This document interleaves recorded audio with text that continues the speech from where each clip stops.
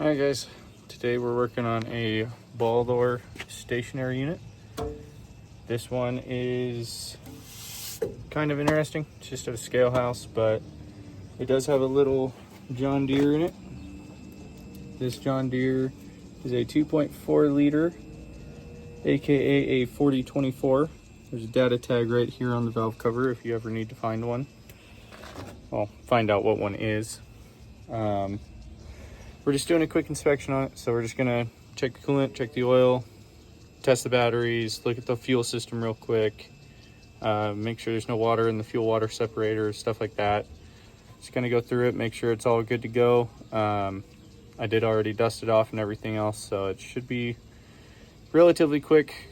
Probably gonna be kind of a shorter one, so I might combine this, might not, but we'll see. Can definitely feel the block heater cooking.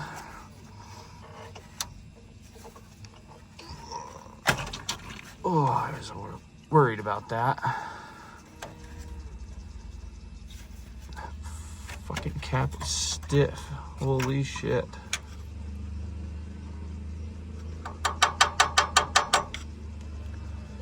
So we've got some seal separation here. Seals, I mean, the top one's pretty dry. Let's go grab a new cap. We'll just grab one out of the truck. Let's make sure we don't need coolant out of the truck. Nope, we're good. God, this place is a mess. Definitely gonna clean this tonight. Go over here to our filters and caps. Random shit everywhere. I believe this is gonna be our guy. That's it. You guys already know. Keep the units clean and keep your customers happy. We're just gonna wipe up the shit we spilled because, well, we made the mess. We're gonna clean it up. Looks good. Grab the new cap. So this cap, you can see the seal down here is stuck to the back ring. I mean, it's not dried out, it's brand new. It's a 10-pound, not a 15, but that's all we got. We don't leave bad caps on units, so if it'll let us. On me.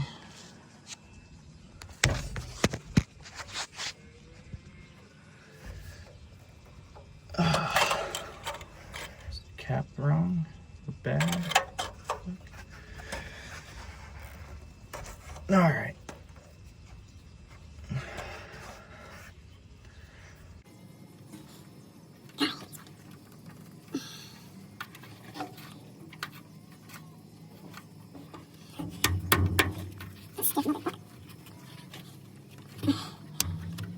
So since we did change the cap pressure because, well, we're using generic replacement caps on this type of unit, it doesn't affect it much, but we're gonna install a coolant bottle so that way if it purges early and lets coolant by, it's got a bottle to catch it.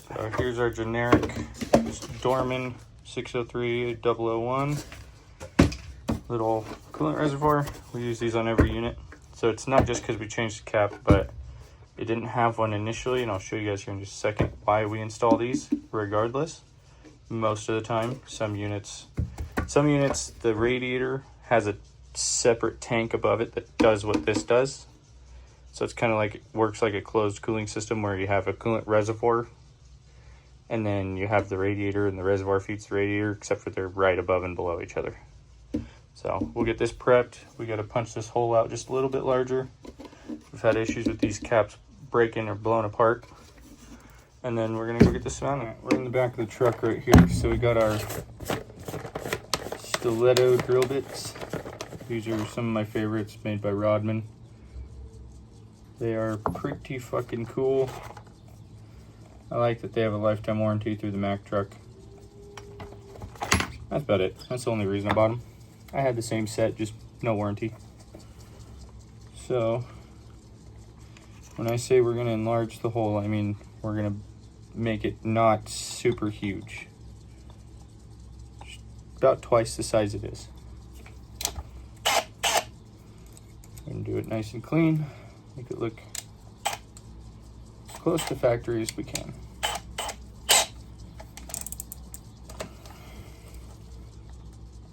I know you guys can't see it, but I'm not going to try to hold it in the air while drilling on it. That's it. Just lets the air out a little bit faster, that's all.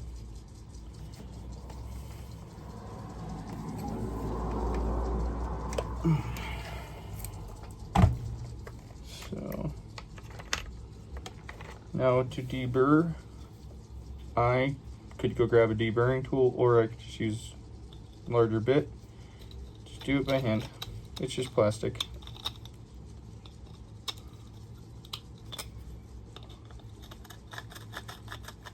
These step bits are perfect for this. Mint.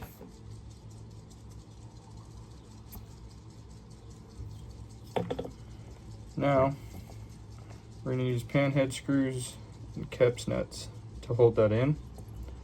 We're going to mount it on the door, so we need it nice and secure. I prefer using regular, like screw and nut or nut and bolt. Just a little more rigidity, and you don't have screws sticking out the other side. So we just got to find our drill bit size that we're going to need. Looks like the one we just used to deburr, that is going to be our guy. So let's go get it drilled in just a second. Also, we're going to use the M12 stubby quarter drive little impact. Got the pack out bit set. Got a couple extras in here, but who doesn't? So make sure you have the right size bit. Perfect. Put this together with this. Now we're going to just take 2 tools, the bottle, and 3 screws and nuts. So this is why we're upgrading to the bottle, is because when I opened the old radiator cap, that happened. I also figured out why this was so hard to put on. It is not the cap. It's not an issue with the cap. I just struggled because I'm stupid. There was a burr on the radiator neck right back here. I did take this back off, got that filed out, so now it's nice and smooth. Goes on and off relatively easy. These are stiff as shit. So there's that. Got that mounted. So now it's all routed, nice and neat. Cap is good. Everything else looks pretty decent. So let's set this down really quick. Do a quick oil check on camera. Primo. I know it was moving. I saw it before you guys did.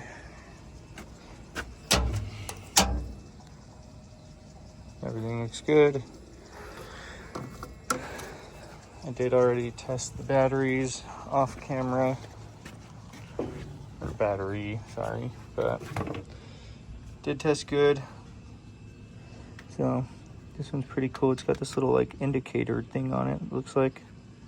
But battery's good. It's relatively new. Well, actually it's not new.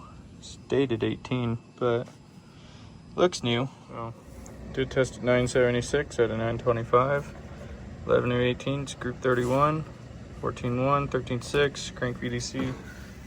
I don't know why I put my meter away already, but need to get the crank and the run voltage. But we're about done with this one, so I'll see you guys when I start this thing.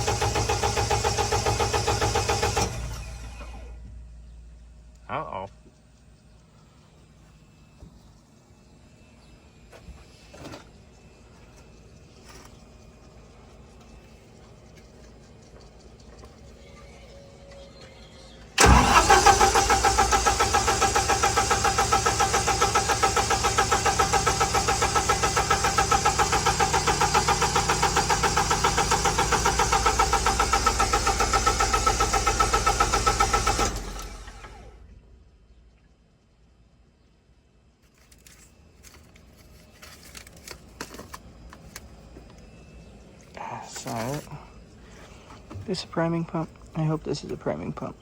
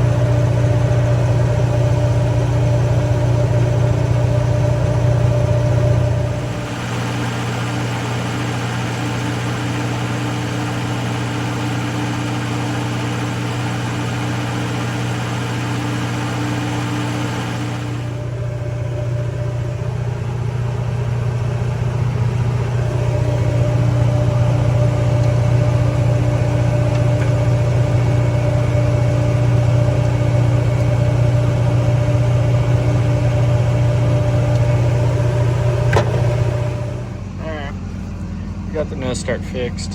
So what it ended up being was I needed to bleed the fuel system because the alarm that it had earlier had been active since February, so this thing hasn't ran in almost 6 months. What I didn't see was there's a priming pump here and a priming pump back here, that little blue thing right there. You have to use them both simultaneously to get this thing to prime, apparently. So got all that done. We got the bottle on there, we got the cap on there, air filter's good, adjusted the voltage, everything's good. So that's all for this pain in the ass. Only been at it for 5 hours, fixing all sorts of little shit that I haven't even mentioned or shown you on camera. Peace.